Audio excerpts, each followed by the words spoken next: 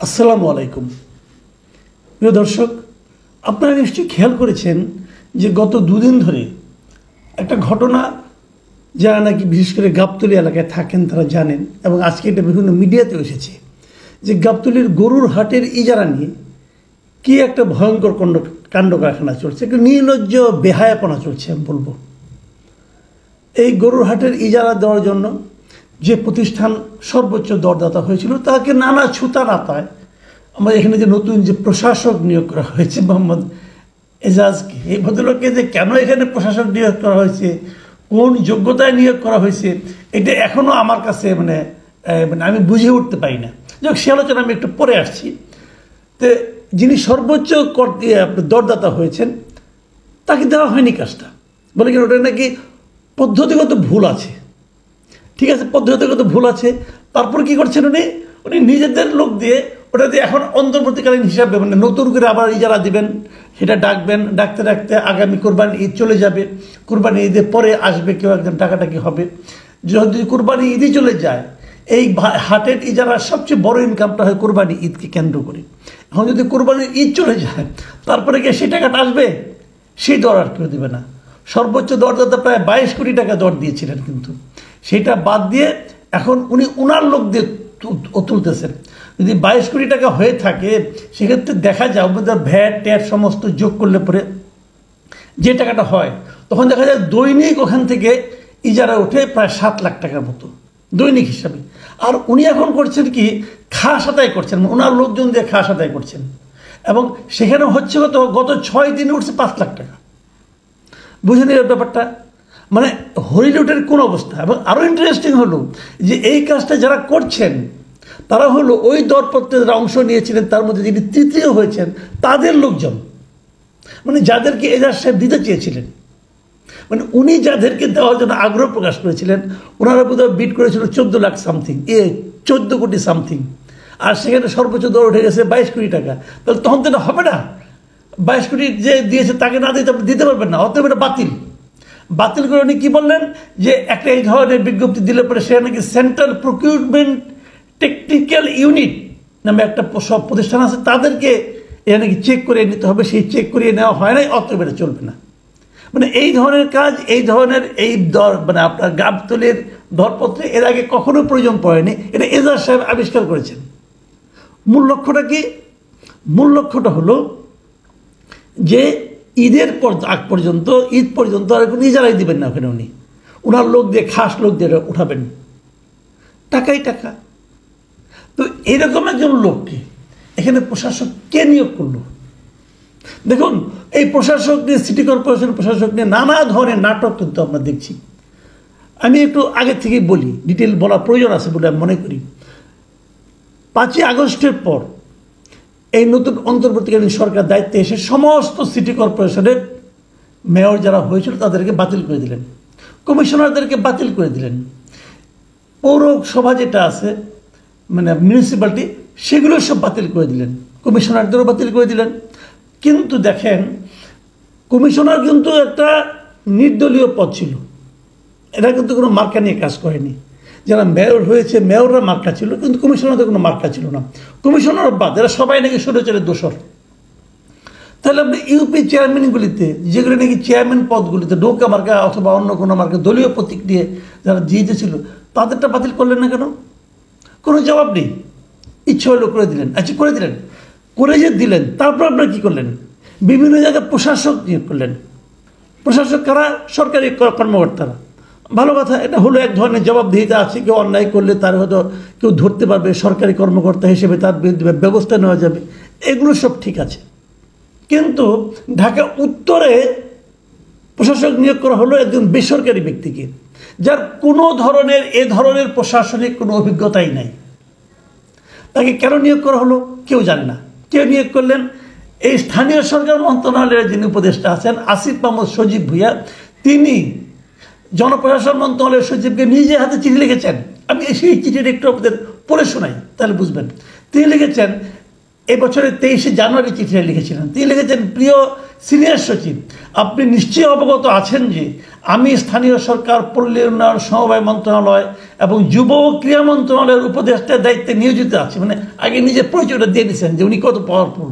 তারপরে বলছেন, আপনার অবগতির জন্য জানাচ্ছি যে স্থানীয় সরকার বিভাগের ঢাকা উত্তর সিটি কর্পোরেশনের কার্যাদি সম্পূর্ণকরণের জন্য প্রশাসক হিসাবে একজন দক্ষ ও অভিজ্ঞ কর্মকর্তা পদায়ন করা প্রয়োজন। ভালো কথা। জনাব Mohammad Ejaz, chairman, river and delta research centre, Sher-e-Bangla Nagar, Dhaka, একজন দক্ষ ও অভিজ্ঞ কর্মকর্তা। উনি যে দক্ষ এবং অভিজ্ঞ কর্মকর্তা, এটা আসিফ মাহমুদ সাহেব জানলেন কীভাবে? উনি কখনো ওনার সঙ্গে কাজ করেছেন নাকি ওনার যে কাজ, ওনার যে এনজিও, সেই এনজিওটা এই ধরনের কাজের সঙ্গে সম্পৃক্ত ছিল কখনো? জীবনেও না। উনি কি বলছেন? তিনি কর্মজীবনে অনেক গুরুত্বপূর্ণ কাজের সঙ্গে যুক্ত ছিলেন। কি কি গুরুত্বপূর্ণ কাজের সঙ্গে যুক্ত ছিলেন আমি আসিফ মাহমুদ সজীব বিভাগকে চ্যালেঞ্জ দিয়ে বলতে চাই, আপনি বলুন উনি কি কি গুরুত্বপূর্ণ কাজ করছেন এই জীবনে। তারপর বলতেছে তাকে ঢাকা উত্তর সিটি কর্পোরেশনের প্রশাসক হিসেবে পদায়ন করা হলে এই প্রতিষ্ঠানের কাজের গতি বৃদ্ধি সহ প্রতিষ্ঠানের ভাবমূর্তি উজ্জ্বল হবে বলে আমি মনে করি। উজ্জ্বল হয়েছে? গরুর মাঠ নিয়ে তো সেরা বেড়া বাড়াই ফেলেছে, লেজে গোবর অবস্থা। একটা গরুর মাঠের ইজারা ঠিক দিয়েছে যে যিনি নাকি এলোমেলো অবস্থা করে ফেলেন, তার কারণে নাকি ভাবমূর্তি উজ্জ্বল হচ্ছে সিটি কর্পোরেশনের। তো এই ধরনের লোক উপদেষ্টাও হয়েছে, এই ধরনের লোক প্রশাসক হয়েছে সিটি কর্পোরেশনে, নগর পিতা হয়েছে। সিটি কর্পোরেশন ঢাকার রাজধানীর কেন্দ্রস্থলে সবচেয়ে গুরুত্বপূর্ণ যে সিটি কর্পোরেশন, তার প্রশাসক হয়েছে এই ধরনের লোক, যার অতীত কর্মকাণ্ড সম্বন্ধে সুস্পষ্ট কোনো ধারণা কারো নাই। এই যে ওনার যে এনজিওটা, যে river and delta research centre, এটার সম্বন্ধে কার কি ধারণা আছে? এর ওয়েবসাইটে যান না, যাই দেখেন, এদের দেখলে আপনার হাসি উঠবে। একটা মোহাম্মদপুর এখানে একটা অফিস দিয়ে তারা এটা করতেছে। উনি একসময় নদীর দালাল, নদী নিয়ে অনেক কাজকর্ম করেছেন, যে কাজকর্মগুলো করেছেন সেগুলো বলার চেয়ে না বলা ভালো। ওনার সম্বন্ধে অনেক খবরই জানি আমরা, যারা বাংলাদেশের নদী নিয়ে কাজ করেন জিজ্ঞাসা করে দেখবেন এদের সেবার ইমেজটা কী। হ্যাঁ, ওনার দুজন খুব ওনাকে পছন্দ করেন, ওনার সঙ্গে খুব ভালো সম্পর্ক, এরকম আরও দুজন অবশ্য মানে উপদেষ্টা আছেন, তাদের তদবিরে যে হয়েছে এটা আমরা জানি। এই লোককে দিছে এই কাজ করতে। আচ্ছা ঠিক আছে, আসিফ মাহমুদ সাহেব তাকে দিচ্ছেন। আসিফ মাহমুদ সাহেব আবার কী বলতেছেন এখন দেখেন। এই যে চট্টগ্রামে মামলা করে আপনার সিটি কর্পোরেশনের মেয়র হিসেবে শাহাদাত সাহেব হলেন, বিএনপির প্রার্থী ছিলেন উনি, আদালত তাকে নিয়োগ করলো। ভালো কথা। ঢাকা সিটি কর্পোরেশনে ইশরাক হোসেনকে আদালত রায় দিল যে এখন ইশরাক হোসেন মেয়র হবে। এইগুলি নিয়ে কিন্তু আবার আসিফ মাহমুদ সাহেবের বিরাট আপত্তি। গত কয়েকদিন আগে, গত শুক্রবারে, এই আসিফ মাহমুদ সাহেব একটা কথা বলেছেন, খুব মারাত্মক কথা। কিন্তু ওনার বক্তব্য হলো যে এই যে হয়েছে পট পরিবর্তনের মাধ্যমে যারা নাকি মানে আপনার পরিবর্তনের পর নির্বাচন আগে হেরে এখন আদালতের মাধ্যমে যারা এসেছে, তাদের ব্যাপারে আসিফ মাহমুদের বক্তব্য হলো যে আদালতের মাধ্যমে আসা নাকি আগের নির্বাচনটাকে জাস্টিফাই করা। এটা হলো ওনার বক্তব্য। অতএব তাদের নাকি পলিটিক্যাল পার্টিগুলি নাকি উচিত হয়নি, এটা ওই ধরনের মন্তব্য নিয়ে করেছেন। যদি উচিত না হয়ে থাকে, ভালো কথা, উচিত হয়নি, তাহলে কীভাবে করলে উচিত হতো? আদালত বলতেছে ওনার মেয়র হওয়া উচিত, আর আপনি বলতেছেন এটা নাকি পলিটিক্যাল পার্টিগুলি উচিত হয়নি। তাহলে কোনটা উচিত? আপনি যেটাকে নিয়োগ দিয়েছেন, ভাই আপনার লজিকটা কি, এটা বুঝান না। আপনি যে একজন লোককে নিয়োগ দিয়েছেন, তাকে নিয়োগ দেওয়ার পেছনে আপনি কি লজিক কাজ করেছে? আপনার মনে হয়েছে, আপনি কে হে ভাই? আপনি মনে করলে আপনার ইচ্ছা অনুযায়ী দেশ চলবে, আপনার ইচ্ছা অনুযায়ী ঢাকা সিটি কর্পোরেশন চলবে? আপনি এই ধরনের ইচ্ছা পোষণ করার যোগ্যতা রাখেন? কিভাবে রাখেন? কোন যোগ্যতা রাখেন আপনি? আপনি কি ব্যাপারে এক্সপার্ট? আমরা কতগুলি আনারি লোকের হাতে দেশের দায়িত্ব দিয়ে বসে আছি, তাদের লজ্জা শরম নাই, লজিক তো বাদের কথা। এখন আমি আসিফ মাহমুদকে বলবো, আপনার যদি আত্মসম্মান থেকে থাকে তাহলে আপনি যাকে সুপারিশ করেছেন তার কর্মকাণ্ডের বিচার করেন, পারলে পরে পারবেন? দেশে যে রাজস্ব ব্যয় হচ্ছে, যেখানে প্রতিদিন 7 লাখ টাকা আসতো, সেখানে যে 6 দিনে 5 লাখ টাকা আসলো, তার আপনি কী ব্যাখ্যা দেবেন? তার কী ব্যাখ্যা দেবেন? 6 দিনে আশা করা ছিল 42 লাখ টাকা, সেখানে আসছে 5 লাখ টাকা। লুটপাট হচ্ছে, এবং লুটপাট কারা করছে? ওরা আবার এর সঙ্গে আবার জড়িত লোকাল কিছু বিএনপির পান্ডারা। তো এই তো দেশ এইভাবে চলছে। এই অপচয়ের দায় কে নেবে?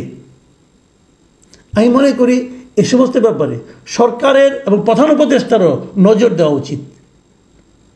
আপনি কেন কোন বিবেচনায় কারে কোন উপদেষ্টা বানিয়েছেন, এটা কিন্তু ছেলে খেলা না ভাই।